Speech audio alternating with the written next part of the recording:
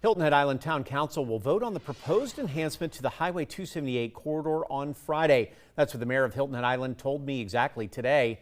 The agenda now official, the memorandum of agreement with Beaufort County and approving the South Carolina Department of Transportation's plan will come before council for approval. The mayor says he believes while it's been difficult to get to this point, he tells me the project is worth it for the island.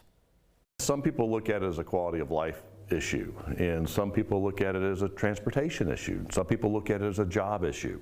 So there's a lot of different factors that go into that, and that just creates the emotions. And we've got to balance it. We've got to find the harmony between those that are here to work and those that are here, retired. The state of which the bridges are in, right? We've got one span that is rated poor. We found out that the other day. Well, we've known about it, but Secretary Powell sent us a letter stating that, and that needs to be replaced. The other bridges don't meet current seismic codes. They don't meet hurricane standards. If we lose a bridge, then what do? We're really impacted.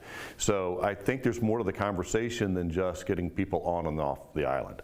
It's about safety. It's about economic prosperity. It's about stabilizing everything and making certain that, while we do that, it's also very attractive and it meets our feel and of our character. And I think it does. We've got an issue. We've got a couple of bottlenecks that exist from Moss Creek to Spanish Wells Road. And this proposal of the project that DOT has put out addresses that by eliminating a 3-lane to 2-lane to 3-lane to 2-lane, back to 3 lanes with 6 lanes all the way through, 3 on and 3 off. So that aspect really will help traffic. And I think some of the models show that. We've got to do something. We can't have these bottlenecks. We can't have, people not being able to get to the island. We cannot have EMS not being able to get patients to the hospital in a timely manner. I've gone over the bridges over the past several years, and I've seen ambulances stuck in traffic.